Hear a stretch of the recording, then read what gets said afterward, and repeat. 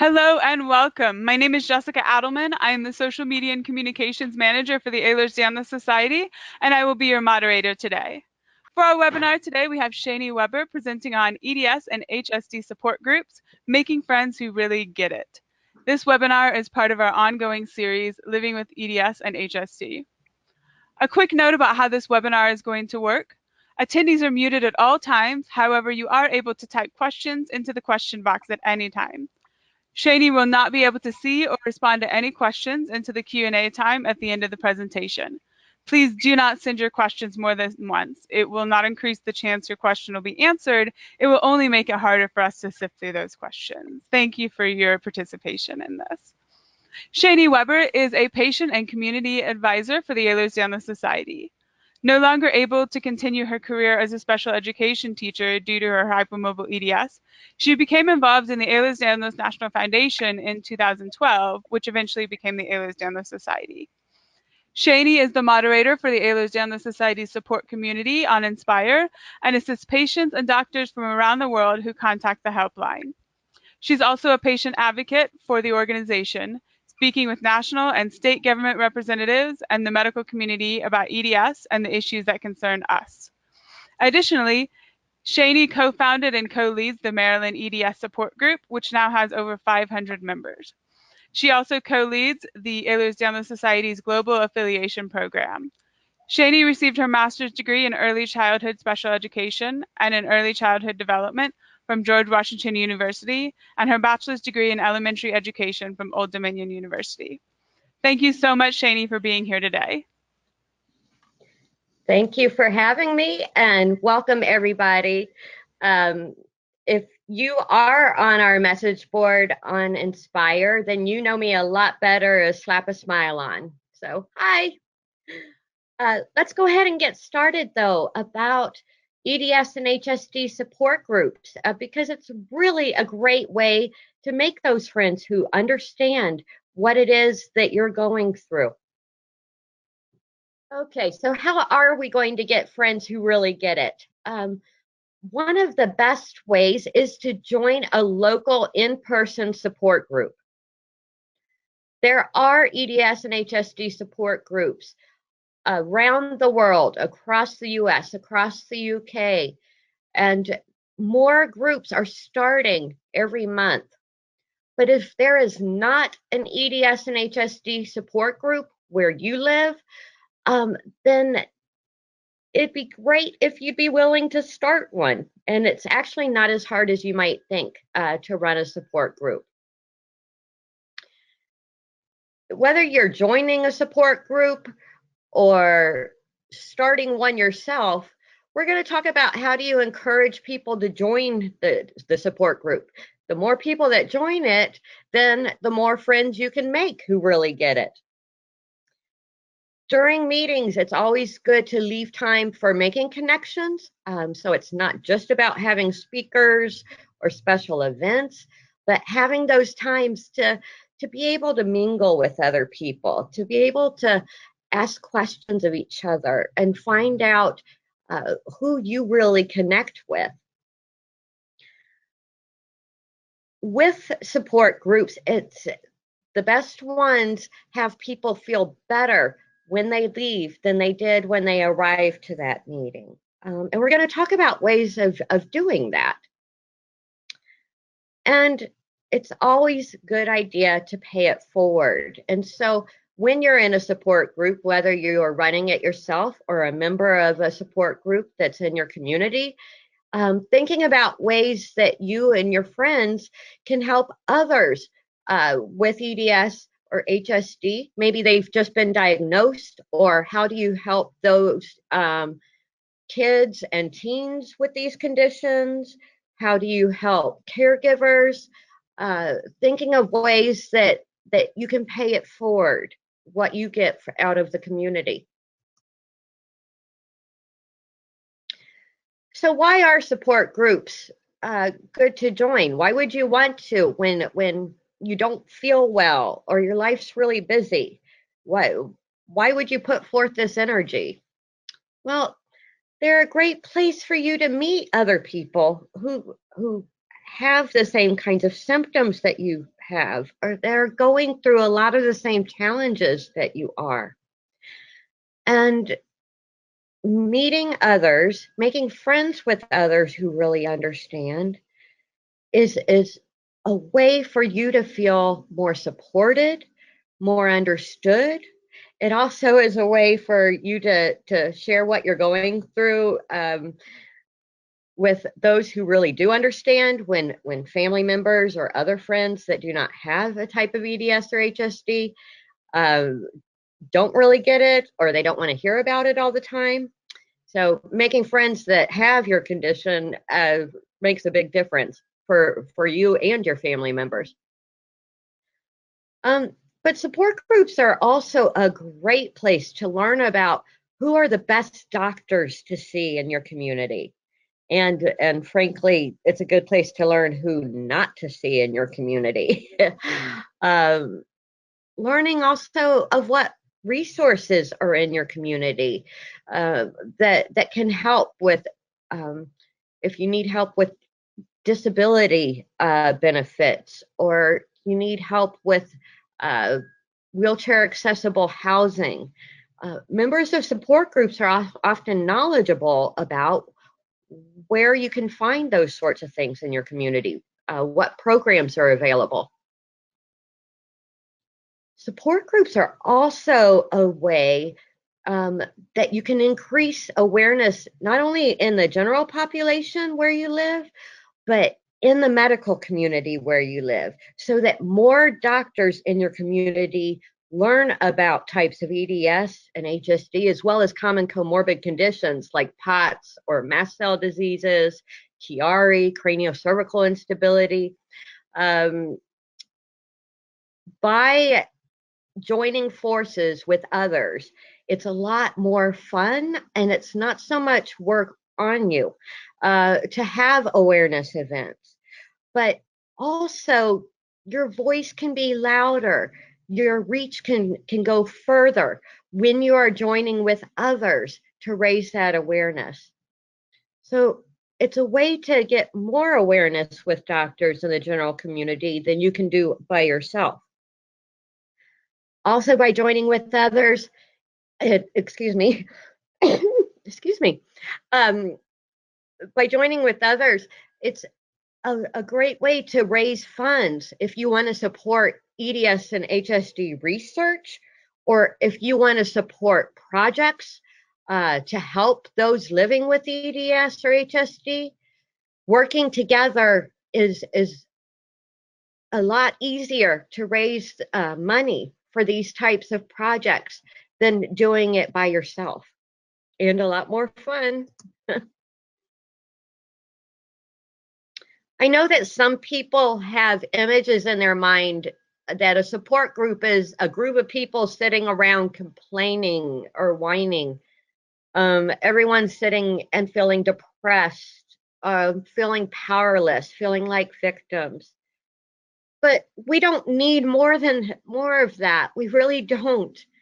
And so I'm going to talk to you about how support groups can actually be really positive places.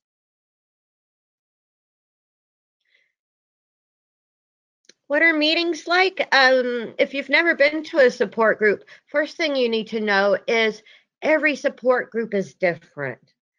And so if you've never been to a support group, or maybe you've been to a support group and you did not like how the meetings were done, know that you can start your own group, or you can work with the leaders of a group in your area to create more positive and more valuable meetings. Meetings are opportunities to talk with other people that have your conditions, and where you can describe the challenges you're having, maybe with a symptom that you can't manage real well, or a challenge doing a task like cutting vegetables, for instance. And the group can work together to brainstorm solutions. So a person can come to a meeting, present a problem, or a challenge that they're having, and they can leave with 5, 6, 7, 10, 20 different solutions to that challenge. And so you're able to learn from those other group members as well as speakers. If your support group has speakers for your meetings, about better ways to live with your condition. Like I said, all support groups are independent of each other. They're independent of the Ehlers-Danlos Society, and each one is unique. Really, the leaders' interest and the interest of the members are what meetings are going to be like and what kind of the vibe in the group is. Some support groups and support group meetings are very small, maybe just 3 or 4 or 5 people, while others are large. Maybe they have 40 or 50 people at their meetings. And so really meetings can be run however you want.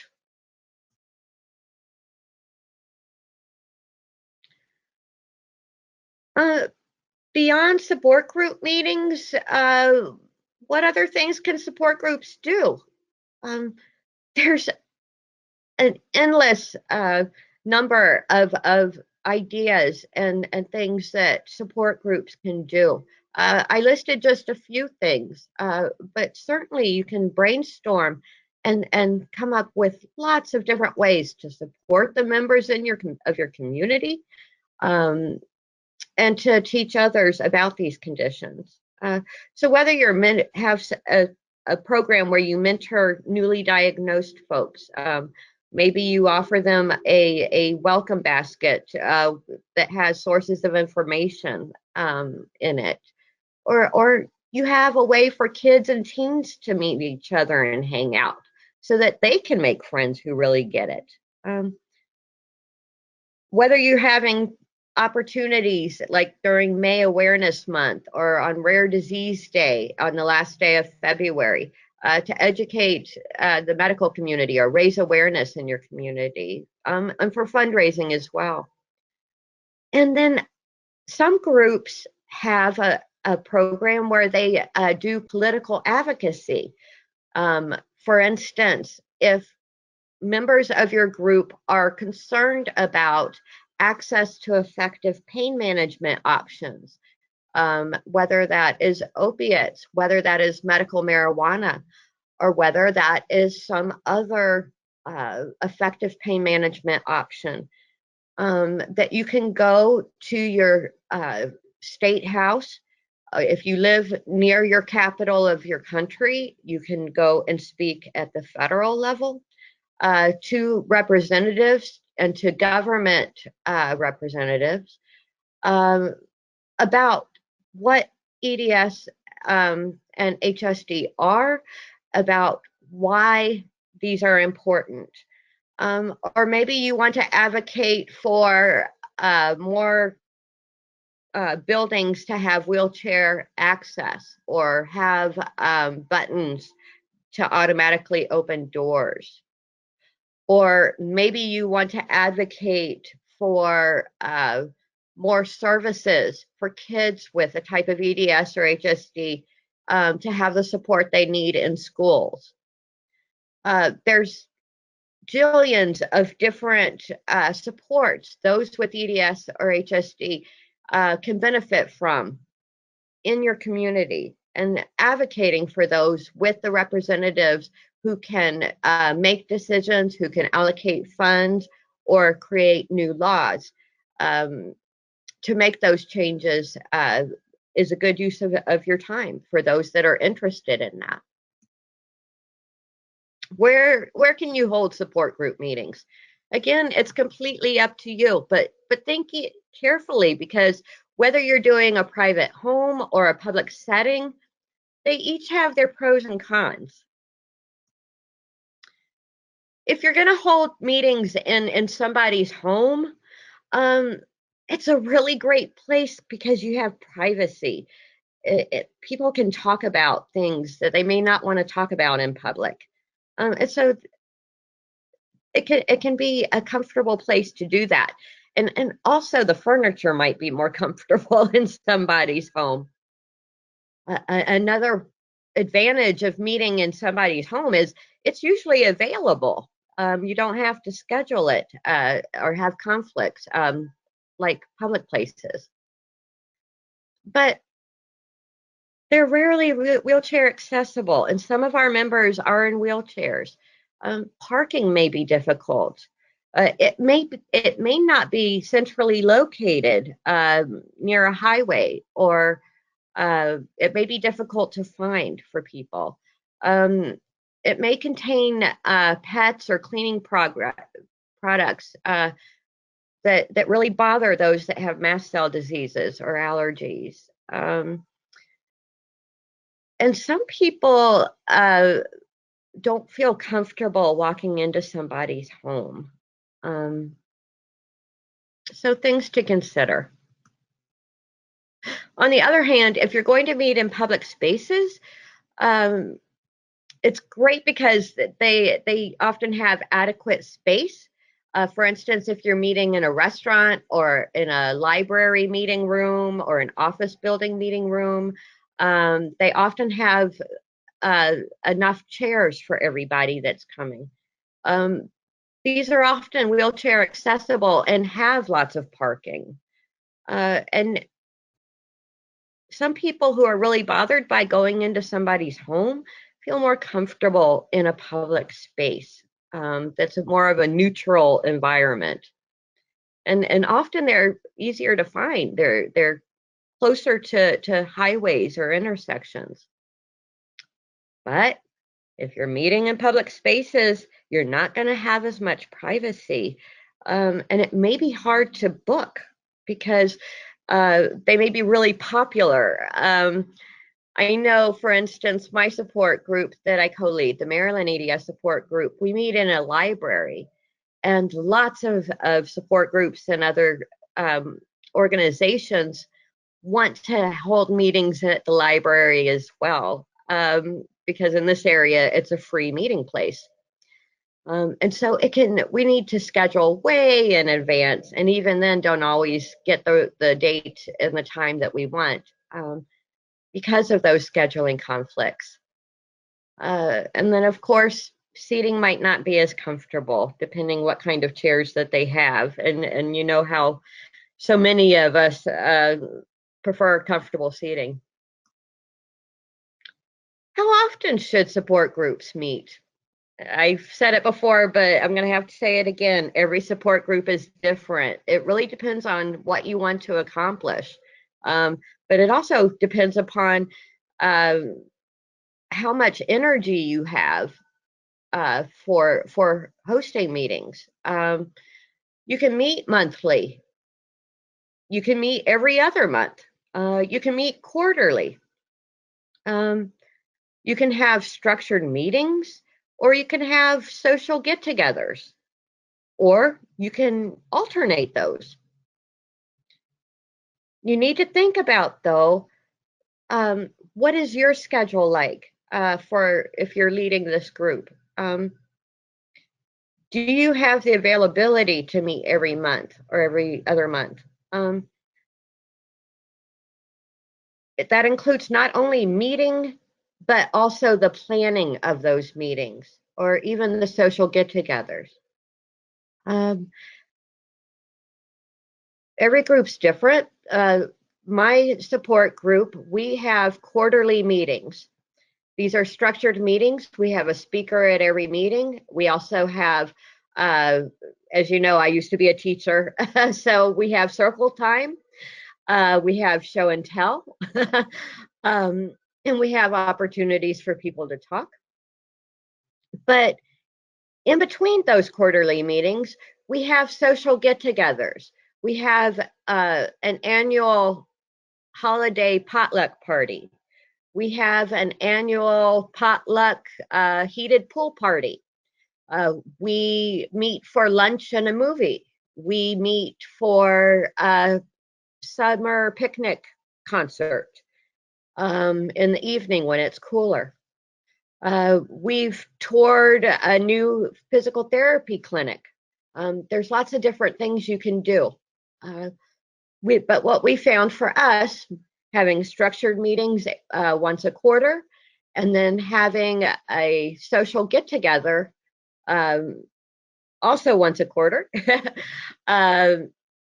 is something that works for our group, and it provides something for those who want a more structured meeting and want to learn from the speakers that we have, and from each other in a structured setting, combined with those who just want to have fun with others who really get it.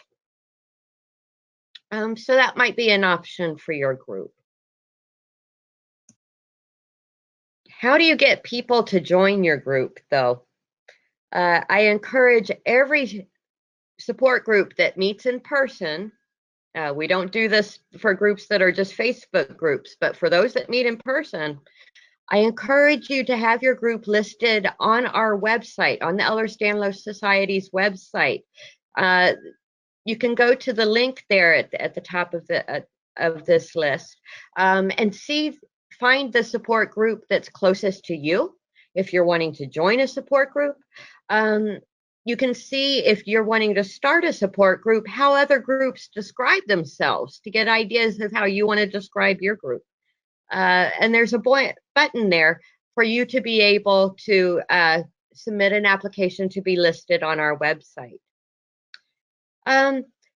When you're having meetings, you can announce when your meeting's going to be on our message board on Inspire. Not only is that a great place to ask questions and learn from others' experiences about managing our conditions, but it's a place that group leaders can announce when they're having meetings or when they're having special events. Maybe they're having an awareness walk, or maybe they're having a special concert. Whatever they're having, it can be announced on our message board. You can also announce meetings on our Facebook page. But where else can you advertise your support group? There are still people in this world who read newspapers, so certainly you can list your group in the newspaper. But letting your closest hospital know about your support group, because they often send out a monthly or quarterly magazine out to everybody in the community that lists when they're having special classes, but also lists support groups in the community. Or they may have a health magazine that they publish monthly or quarterly. You can also put your support group on online sites like meetup.com. That's another place that people who are looking to meet others who are like them go to. And so having your support group listed on meetup.com is a way for others to find you. But also let the doctors know that are in your community that you have a support group, especially the doctors who are diagnosing patients. Let them know about your support group, because they really like being able to share those resources with their patients. And so that's another way that you can find members and that they can find you.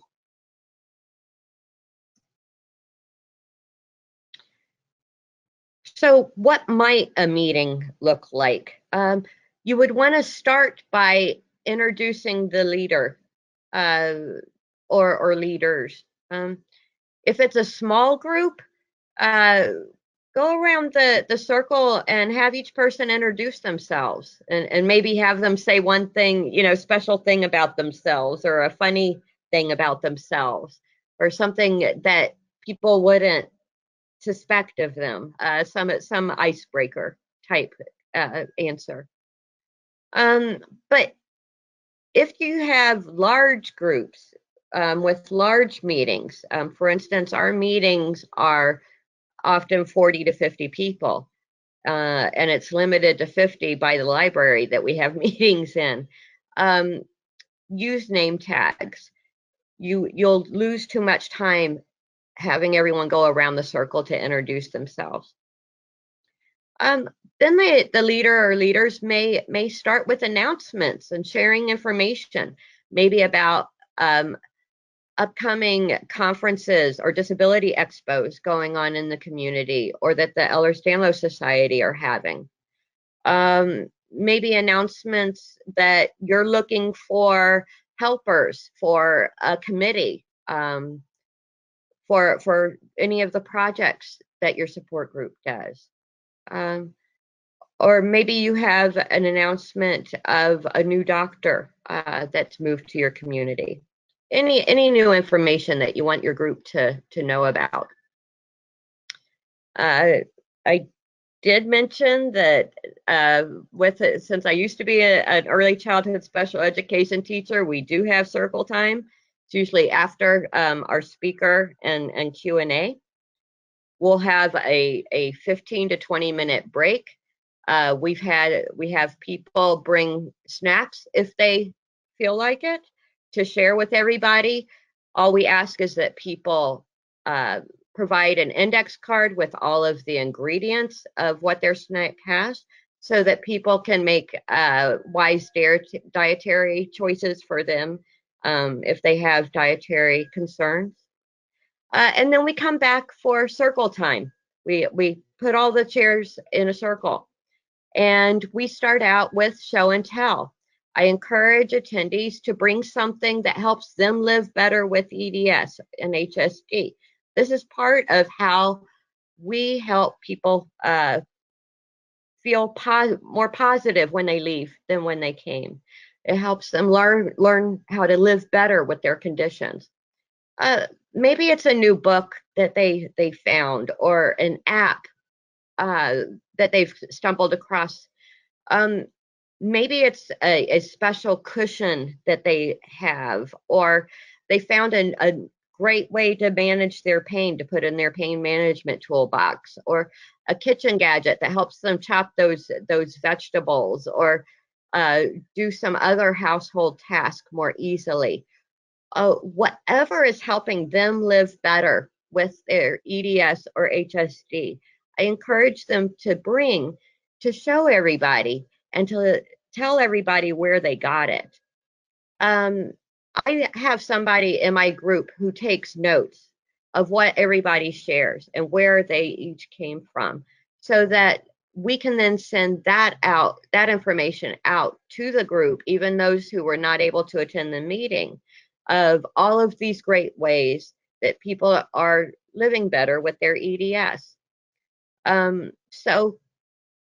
Every group is different, but if you would like to have circle time and show and tell, this is a great thing to do at your meetings as well. With your support group, you want to provide ways for members to learn about doctors who are really helpful, as well as PTs, OTs, psychologists. You can talk about these in your meetings. However, you want to have a way that you can share the information with somebody who is asking about it, not at a meeting, or who are not able to attend your meetings. You may want to maintain a doctor's list and email it to people when they ask for doctor suggestions. Or you may want to have a list on a Google group that you have for your group, or a Facebook group, or an email list that you have for your group. Let me just say something real quick here, though. It is good to have a way for your support group members to communicate when it's not at a meeting. A lot of groups have a Facebook group for members to do this. Be aware that a lot of people are not on Facebook.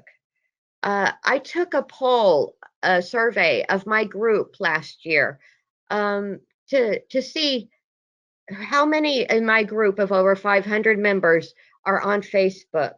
I was surprised when I found out over a third of my members are not on Facebook and refuse to be so. This was before Facebook has had all of its privacy concerns that have come up. It was before everyone knew about Cambridge Analytica and other issues that have come up. And so it was before even more people leaving Facebook. And I have read a number of articles at this point that have done research that show that our teens and our young adults are not wanting to be on Facebook. Any who are on Facebook are saying they only go on there to keep connections with parents or grandparents. And so if you are only having Facebook as a way for your members to communicate, understand that you are excluding a large number of people, including young people, from being able to communicate with others in your community. While we have a regional Facebook support group, it's actually not affiliated with our in-person support group. For our in-person support group, we maintain a Google group. So people's privacy is maintained. And then people who do not want to be on Facebook have a way to ask questions of other members and communicate. Some people aren't able to drive, and so it's even a place to set up carpools to meetings and social events. So it's good to have these ways to communicate, but think of how you can do so that doesn't exclude large members of your community. Make sure you keep a doctor's list that's you're keeping updated. So when a doctor leaves or retires, that information is updated. And be sure to update on your events that you're having or events in the community that are going on. When you have your meetings, it's great to have speakers, and certainly we can learn so much from them, but make sure you leave time for members to share experiences or challenges they're having. Leave time for other members to suggest solutions for them. And be sure to plan breaks.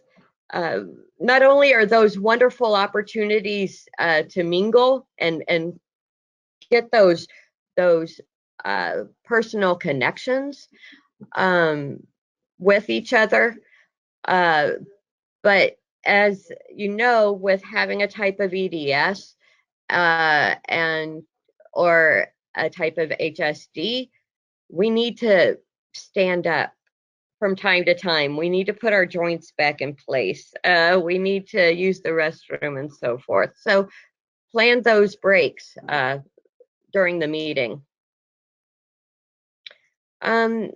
Every support group is different. Your group can do what it is that you want. But some different ideas. You can have speakers. Think about, it's good to have doctors of various specialties as speakers, but think of other professionals in your community that would be good as speakers.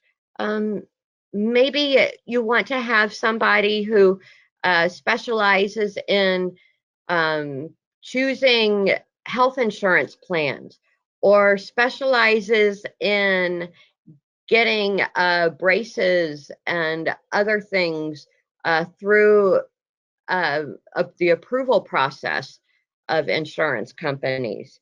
Or maybe you would like to have a speaker who is a psychotherapist who works with those with chronic illnesses. So think of things beside people besides doctors, um, who can be your speakers, who can help those living with our conditions in your community. Social events are great to have also, but keep in mind, for those members who use a wheelchair, are they going to be able to attend? For those who have a type of dysautonomia, think about, especially in the summer, excuse me, that's my dog. Think about temperatures, or in the winter, how cold it can be. So how you can have these events without having people faint, for instance. Um, how can you do fundraisers? I know some support groups have had things like bowling, or having a comedy night, or planning a short walk, or lots of different creative ideas for raising awareness or fundraising. And the same is for advocacy. Um, Lots of different ways and different people with whom you can advocate. Just some things to remember. Remember that some of the members have mobility aids, so think about how are they going to get in and use the facility where you have your meetings or a social event. Um, Having snacks and water at meetings is a good idea. Encouraging attendees to bring these to share. Um, but know that a lot of our members have GI issues, or have mast cell concerns, or have some other dietary restrictions. And so think about how you can have that. Excuse me, I flipped that too soon. Um, Also, send out reminders to anybody who are attending your events to leave the perfume, the lotions, and those kinds of products at home. We don't need anybody to have an anaphylactic reaction when they come to the support group meeting. um, and finally, encourage members to listen to each other.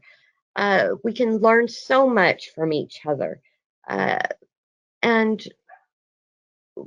so we need to listen to each other, um, and also give everybody an opportunity to speak, so that one or two people are not monopolizing the whole time.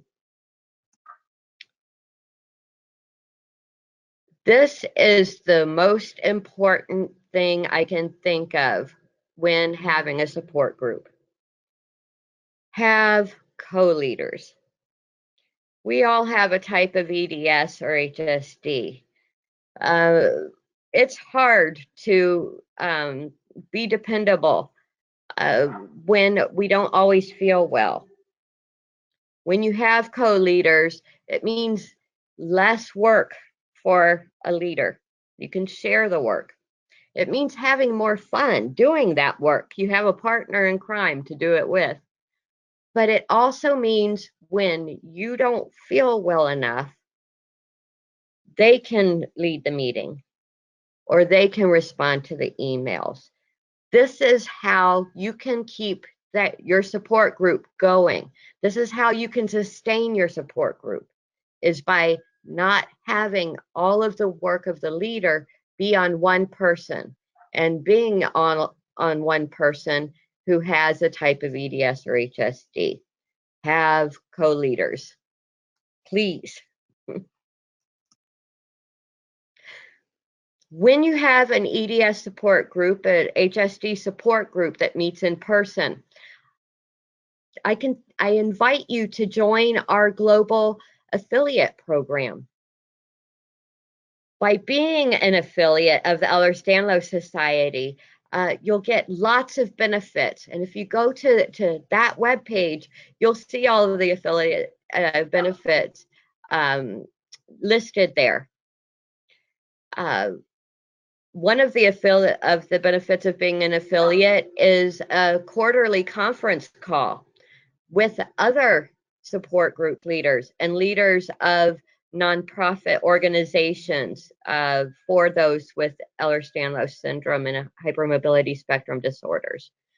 So we provide a way for you to talk with each other, as well as for us to talk with all of y'all about what the Ehlers-Danlos Society is doing. So you find out a lot of things that we're working on before the community does. Another benefit is the support group leader or co-leaders receive lapel pins. They receive discounts for our annual conferences and many more benefits. So when you have your support group going, I really invite you to become an affiliate of the Ehlers-Danlos Society by joining our global affiliate program. A support group provides answers to members when they can be so hard to find, and also validation. We find out we're not crazy and there's other people that are like us. But support groups are a great place to make those friends. I know by living with a type of EDS and HSD that it's easy to lose friends. They don't understand why we can't always go out with them. But a support group is a place that you don't lose friends. It's a place you gain more friends. They really understand. And a support group is a place for fun. It's a place to laugh about all this crazy life gives us with living with EDS or HSD. Thank you for your time. If anybody needs to contact me, you can contact me at shani.weber@ehlersdanlos.com. But I really appreciate the time that you've given me and letting me join this day with you. And with that, if anybody has any questions, I'd be happy to answer them. Thank you, Shani. We do have a couple of questions that have come in. And if any of you have any more questions, Shani is happy to answer them and very good at doing that as well. So we have one question of someone who'd like to start a support group in their area and are having trouble finding a co-leader or finding other people to help with some of the details of the organization. How do you find people willing to help? And once you have a support group, how do you get more people involved in the things that you'd like to do? I chuckle because I know that difficulty. And you can understand it is hard to live with a type of EDS or HSD, and it can be scary to commit to helping when you don't feel like you're dependable. What I would suggest is start small. So start having a structured meeting, let's say, or a social get together, and you start small. What you will find is there will be one or more people who attend who ask about, well, couldn't we have social get togethers if you're having a structured meeting? Or if you're having a structured meeting, can't we have a time just to hang out? That's when you say, boy, I would really love to do that, but I'm not able to take that on. Is that something that you would be willing to help me with? That's one way to approach it. when people are very scared about making a commitment, they oftentimes feel more comfortable by agreeing to just do one thing that doesn't feel so big. And so you might, for instance, if you want to have somebody be a co-leader, maybe you have learned that they know EDS and HSD very well. Maybe you have learned that they have been a Girl Scout or Boy Scout leader in the past, or they really like helping people. You can ask them to take on one task. For instance, I started with structured meetings, and another person in the group wanted to help but felt completely overwhelmed by planning meetings. But she loved social events for her family, and she was willing to plan social get-togethers. So my energy and what I knew I could do with my hypermobile EDS was quarterly meetings. I felt comfortable. I could plan to meet 4 times a year. She felt comfortable saying 4 times a year she would plan a social get together. It may be a potluck in somebody's house, or it may be a meeting for lunch and a movie. So just finding a restaurant, making that reservation, and a movie, and letting the group know what time that is. That 4 times a year, she could do that. And so it can be easier when you just give one task. It's easier when you are not saying we're going to meet weekly or monthly, because that can feel scary as well. I have to be honest with you. My support group does not do everything I would like it to do. We have not had a fundraiser, and I think with over 500 members, we should be having fundraisers. But there's only so much I can do with everything that I'm already doing. And so I have told the group when I've had nobody volunteer to take on fundraising, this is something I would like the group to do. We cannot do the fundraising if nobody steps up and plans it. And to be honest with you, nobody has volunteered to take that on. So for some things, you have to simply say, we cannot do this as a group. We cannot have a kids and teens program, or we cannot have awareness events if nobody will help me. And that's very unfortunate, but keep putting it out to the group. We need to do this type of activity.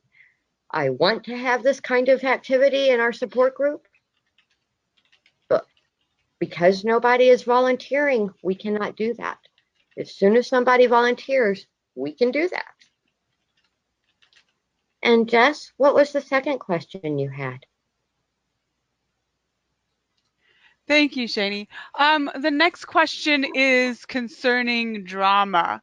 How do you manage drama within the group, whether that be members who don't get along or something more along the lines of people who want the group to do different things that kind of conflict with each other? Do you have any words of wisdom for managing those kinds of issues? Sure. I go back to my years of teaching and use classroom behavior management techniques, quite frankly.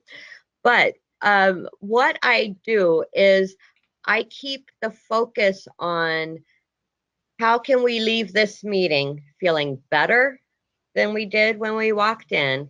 How can we leave this meeting learning something that we did not know before about how to live better with our EDS or HSD? How I do that in the meetings is by keeping it very structured. When the meeting starts, me and my co-leader introduce ourselves, we provide announcements, and we immediately introduce our speaker. Our speaker speaks for 45 minutes to an hour, and then does 15 minutes to a half hour of Q&A. So during all that time, the attention is focused on the speaker. I guess I should mention our meetings are 3 hours long. We meet on an afternoon on the weekend from 1 to 4. When that Q&A is over, we have 15 minutes to 20 minutes for a break for people to mingle, to have snack. And during that time, people are often talking with who they enjoy being around. So that's not generally a time that you have any drama. When break time is over, during that time, I had any of our able-bodied attendees move the chairs into a circle.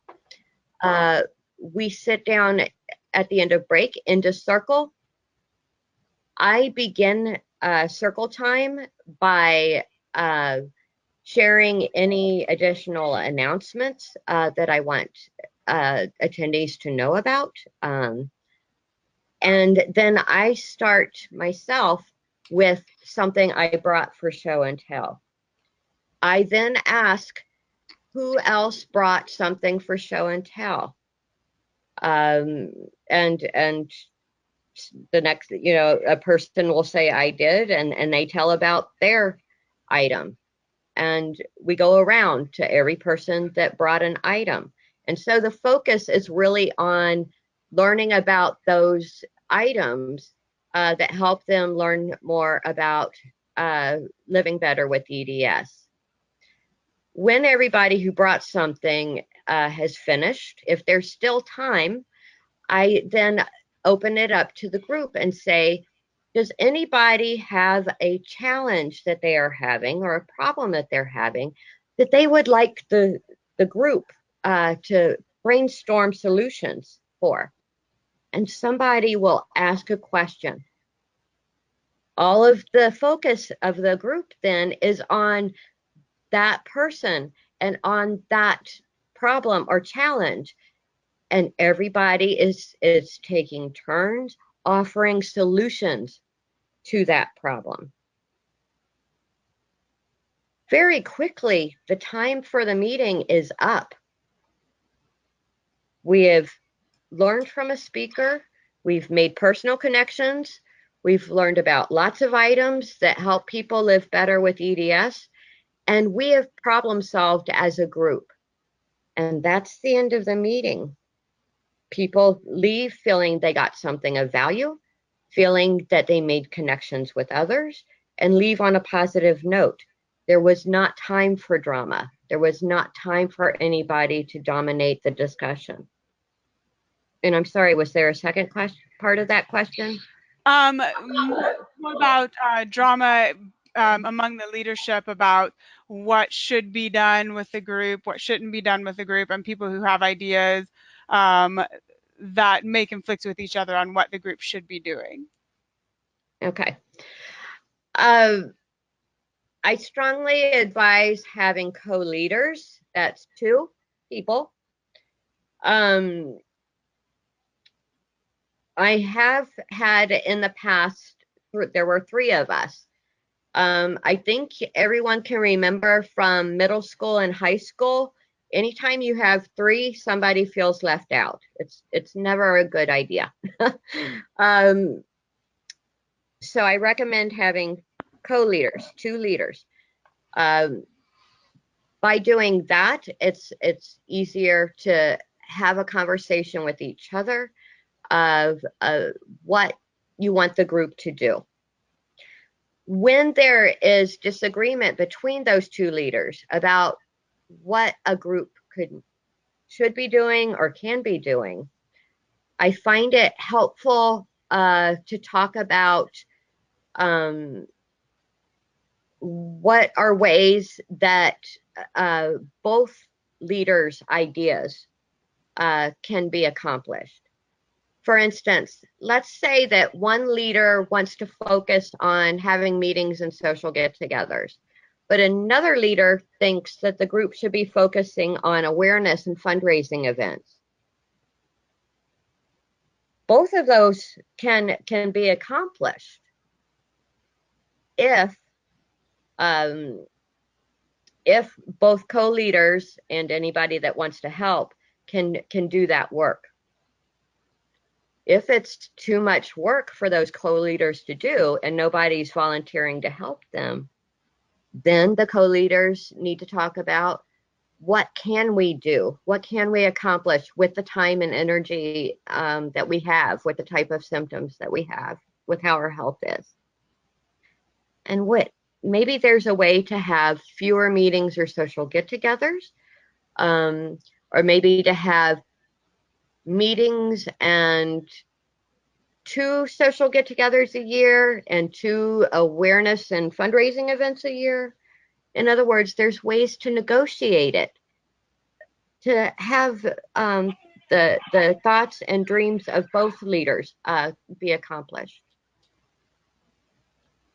Are there any other questions, Jess? Yes, we have one more, and that's about all we have time for, so this is perfect. What concerns should we have about discussions about doctors that are negative or listing doctors that aren't recommended? How do we make sure people can share openly without risking legal issues? Very good question. You are on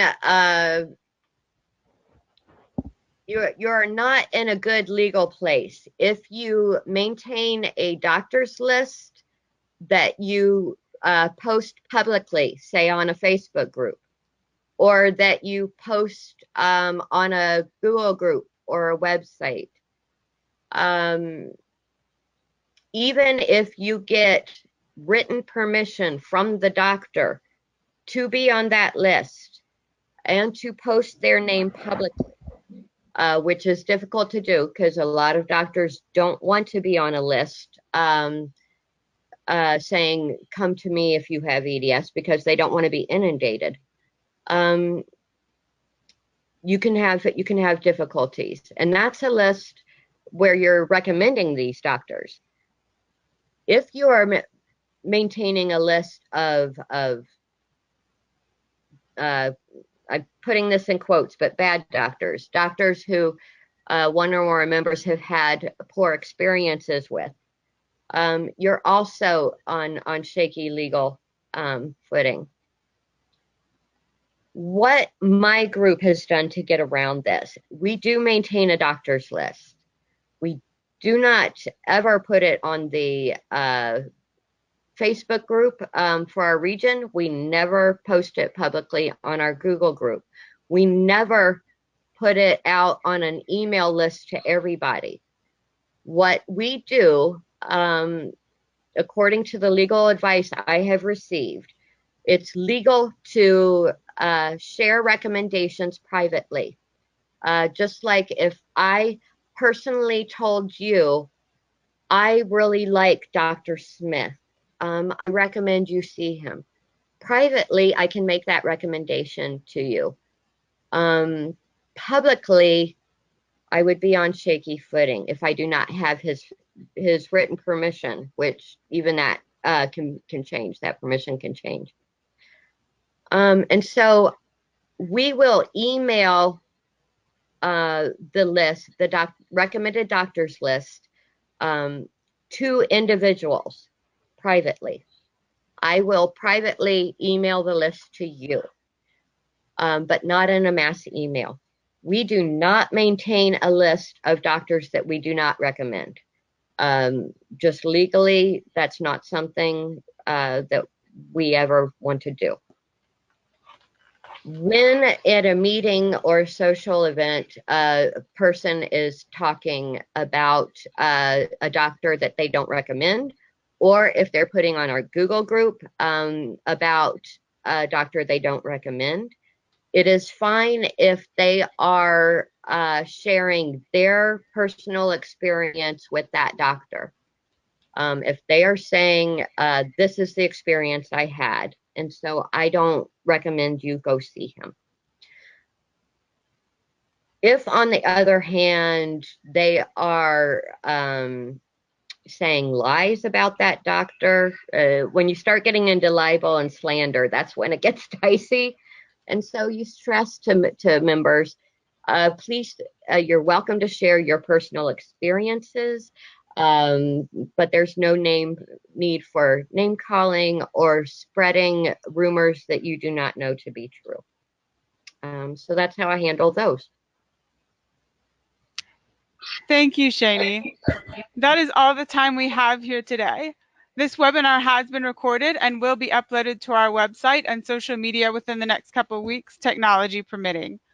Our next webinar will be next Wednesday, December 5th, with Dr. Atwell, who will be speaking on discovery of AEBP1 related Ehlers-Danlos syndrome, expansion of understanding of Ehlers-Danlos and related disorders. You can look for this sign up on social media soon. Thank you so much for being here, Shani. Thank you all who have joined us, and have a great day. Have a great day.